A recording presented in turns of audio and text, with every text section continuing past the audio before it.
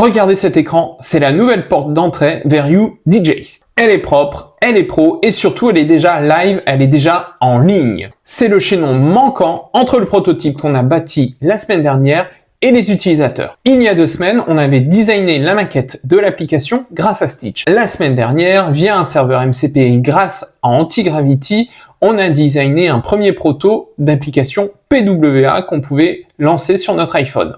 Et maintenant, on fait quoi? Les utilisateurs, les futurs testeurs ne vont pas venir naturellement vers nous uniquement avec un proto d'application mobile PWA. Il va falloir aller les chercher. Et c'est pour ça qu'on a besoin de mettre en place un funnel d'acquisition. Et cette landing page qu'on va construire aujourd'hui sera une première brique qu'on va mettre en ligne pour aller chercher des utilisateurs. Ce sera la vitrine haute fidélité de notre application. Sans cette page, le prototype d'application resterait une expérience de laboratoire, un énième side project qui resterait de côté. Et vous allez me dire, encore une démo Stitch, protocole MCP, Antigravity, mais cette fois-ci pour faire une landing page. Oui, mais Google vient de lancer officiellement sa version bêta de Stitch qui apporte des nouvelles fonctionnalités comme les design tokens, le design via la fonctionnalité live et l'interopérabilité MCP renforcée. Et c'est exactement ces nouvelles fonctionnalités-là qu'on va utiliser aujourd'hui pour se faciliter la construction de la landing page. Vous l'aurez compris, l'idée n'est pas de coder directement cette landing page. On va la designer via Stitch, on va connecter Stitch avec Antigravity via le protocole MCP et on va mettre en place en fait un workflow design to code. Mais attention, l'IA reste une IA. Si elle est mal cadrée, si les instructions ne sont pas assez claires, il y aura des débordements, des interprétations, voire des hallucinations. Et aujourd'hui, on va voir dans la démonstration les moments où je vais être obligé de reprendre les commandes pour corriger le tir. De l'intention au déploiement, on voit ça maintenant. Allez, on bascule sur mon écran, donc je vous mets en superposition la démonstration de l'application qu'on avait réalisée la semaine dernière. Et là, on arrive sur Stitch. Je suis toujours sur mon projet UDJust V2, juste rapidement pour vous faire voir la nouvelle interface graphique de Stitch. Là, j'ai sélectionné le prototype et on voit que il nous propose tout un tas de nouvelles fonctionnalités d'éditer le prototype directement. Il met en évidence les zones d'interaction qu'il a auto construites, j'ai envie de dire, entre les différents écrans. Et voilà. Bon, on va créer un nouveau projet pour voir encore plus de nouvelles fonctionnalités. Ok, je suis sur l'écran d'accueil de Stitch. On voit déjà que j'ai préparé un prompt bien structuré pour donner la composition non pas de la landing page en entier, mais dans un premier temps uniquement de la hero section, c'est-à-dire la section de la page sur laquelle l'utilisateur va arriver en premier, ce qu'il va voir en premier et ce qui va déclencher ou non son départ ou le fait qu'il va rester, qu'il va cliquer à droite à gauche, etc. Donc la section qui est vraiment la plus importante sur la landing page. Donc j'ai déjà injecté en référence mon logo que j'avais travaillé avec Nano Banana précédemment et effectivement un prompt un peu plus structuré avec des idées de titres, de sous-titres, etc. Et on va voir qu'est-ce qui va en sortir. Donc, comme vous pouvez le voir juste en dessous, j'ai sélectionné non pas une appli mobile, mais un web, enfin en tous les cas un site web, et là je pars sur le modèle 3.1 Pro pour m'assurer la plus grande qualité dès le début et bien lancer mon projet de design. Voilà, Stitch a généré les premiers livrables, donc on voit sur l'écran qu'on a 3 cartes, donc dans un premier temps on voit le logo qui est repris ici en haut à gauche, juste en bas à gauche on a le style qui est défini pour l'application, donc il l'a appelé Zenith Crimson, avec les codes couleurs, les polices, les formes des boutons, les icônes, etc. Et sur la droite, on a une première version de la landing page composée uniquement de la hero section. D'emblée, on voit que il s'est permis quelques extravagances. Il a rajouté différents onglets en header. Il a, on va le voir en live. On fait une petite démo. Donc, il a rajouté des onglets en header.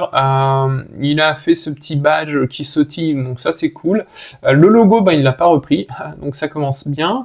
Et puis en bas de la page, il a rajouté des éléments de réassurance rejoints par 12 12 000 curieux, c'est complètement faux, ça je vais l'enlever. Et puis ils en parlent, le Monde Express, etc. C'est complètement faux également. En bas à gauche, on voit qu'il n'a pas non plus repris le logo, donc on va corriger tout ça. J'ai fait quelques prompts simples pour corriger ce premier jet de Hero Section. Donc je vais demander tout simplement de supprimer les onglets dans le header, je lui ai demandé de revoir le footer, etc., etc. Et là, j'ai préparé un autre prompt avec 3 captures d'écran parce qu'en fait, on va attaquer une nouvelle section, on va ajouter une nouvelle section à cette landing page pour présenter la solution et ses 3 fonctionnalités clés. Donc, pour illustrer ces 3 fonctionnalités clés, en plus du texte, il y a forcément des captures d'écran que je suis allé chercher de mon proto PWA réalisé la semaine dernière. Donc là, on peut le voir que j'ai mis tout ça dans la fenêtre de prompting.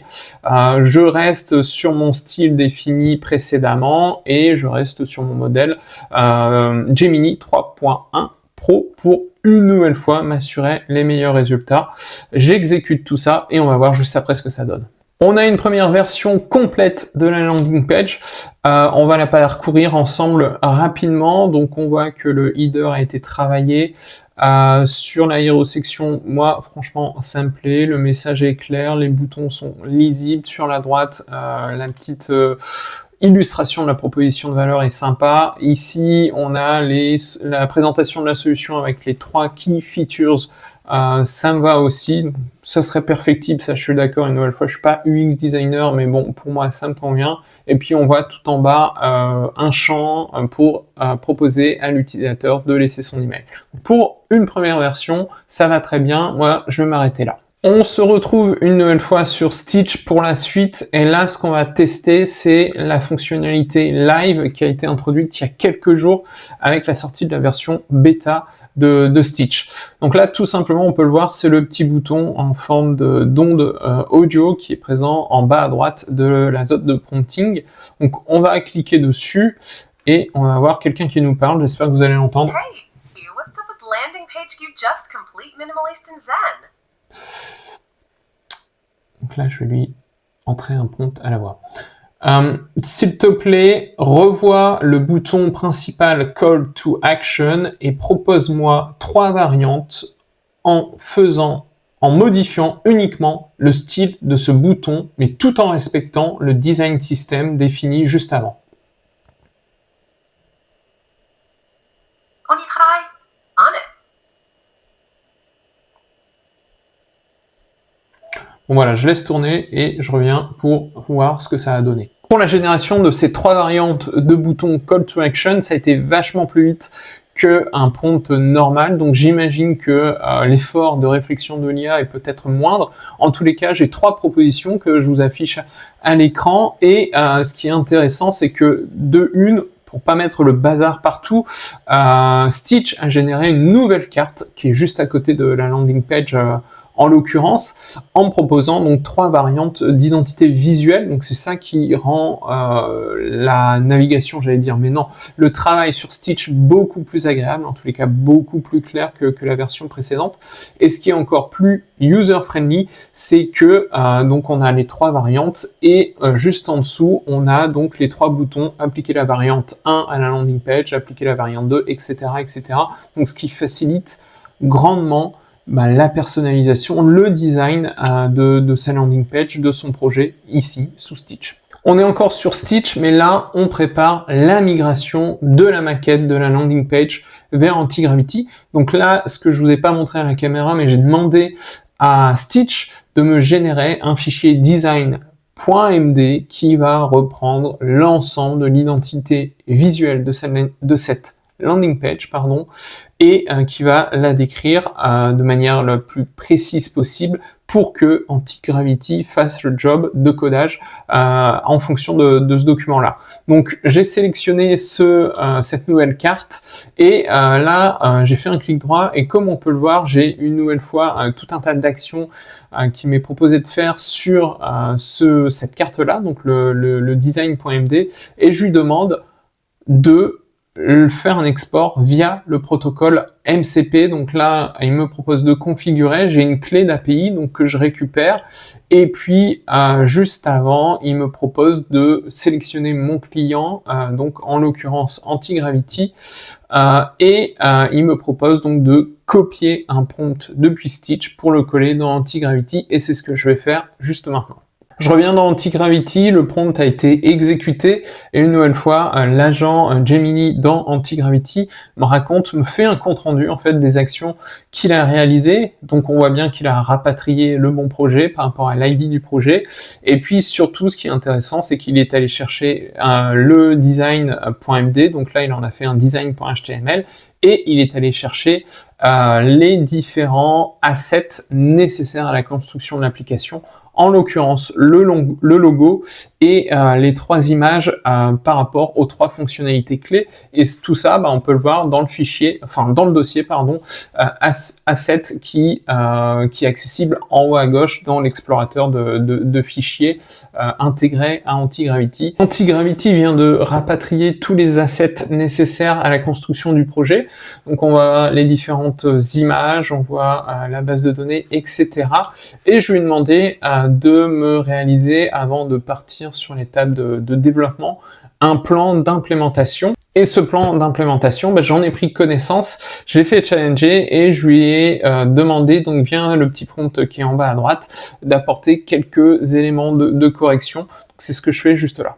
Le plan d'implémentation a été exécuté comme je lui ai demandé, donc il y a eu quelques allers-retours, mais là on peut voir une nouvelle fois sur le volet de gauche l'explorateur de fichiers propres à Antigravity, que tout un tas de fichiers ont été réalisés, donc l'index.html, du doc.js, du fichier.json, etc. Et là, l'agent me demande, donc dans le volet de droite, si on est prêt pour le déploiement final, c'est-à-dire pour la mise en ligne. Et c'est ce qu'on va faire juste après. Le déploiement est terminé, donc là, la landing page est en ligne, pas encore l'URL définitive, mais peu importe pour l'instant. Là, on regarde ce qui a été mis en prod et on se rend compte que déjà sur la hero photo, donc sur la hero section, on a un problème parce qu'en fait, il a repris la hero section complète de la maquette sous Stitch pour la mettre en photo dans la hero section. Donc ça c'est un premier problème. Donc je pense que j'ai pas été assez clair sur les instructions pour que ça se déroule de manière que ça se passe bien en tous les cas. Et puis c'est pareil, là on voit que sur la présentation des 3 fonctionnalités clés, l'image de la key feature number 1, le lien est cassé. Les 2 autres ne sont pas affichés entièrement. Et puis là, il m'a rajouté un texte un peu bizarre tout en bas de la landing page, prêt pour le Zénith. Je comprends pas ce que ça vient faire ici. C'est encore une interprétation de l'IA. Donc, on va retravailler tout ça et je pense qu'on va retourner sur Stitch pour essayer de corriger le tir. Me voilà de retour après quelques allers-retours entre Stitch et Gravity et ce qui s'est passé en fait, c'est que le fichier design.md n'était pas assez précis et laissait trop la place à l'interprétation pour l'agent de Antigravity. Donc la correction que j'ai apportée, c'est non pas de se baser sur ce fichier design.md, mais de se baser sur le code HTML de la page, de la landing page sous Antigravity. Donc une nouvelle fois, on peut accéder au code en faisant un clic droit sur la bonne carte dans Stitch pour accéder au code HTML. J'ai vérifié que la qualité des captures d'écran sur les key features était bonne. J'ai mis au propre ce dossier avec les assets et là vous voyez ce qui est en train de tourner, donc la démo de la version finale de la landing page qui est online, donc sur l'URL udigest.mydigitalincubator.com et sur laquelle on retrouve la hero section, les 3 fonctionnalités clés qui sont présentées et tout en bas un champ pour laisser votre adresse email et la petite fenêtre pop-up qui s'ouvre quand on clique sur le bouton m'inscrire. Voilà, donc là on a notre landing page qui est live, le projet est terminé, il n'y a plus qu'à en faire la promotion. Et voilà, on arrive à la fin de cette démonstration.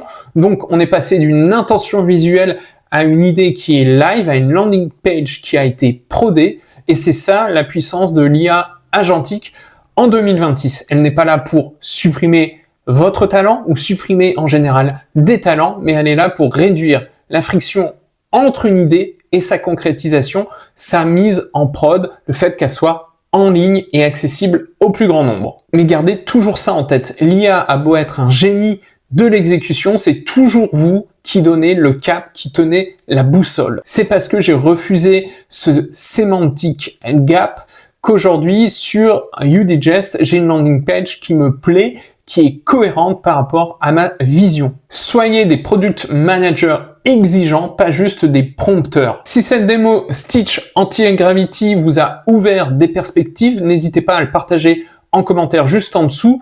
Je me ferai un plaisir de vous répondre et d'échanger avec vous pour voir comment on peut avancer sur votre projet. Et si vous n'avez pas encore vu comment le prototype de l'application mobile a été construit sur les 2 dernières semaines, n'hésitez pas à regarder la vidéo qui va s'afficher sûrement par ici. Maintenant que cette étape du funnel d'acquisition est prêt, la landing page, le défi pour la semaine prochaine, ça va être d'aller chercher des futurs utilisateurs et d'aller chercher de générer du trafic sur cette landing page, et c'est ce qu'on va voir la semaine prochaine. Bonne semaine et on se voit dans 7 jours.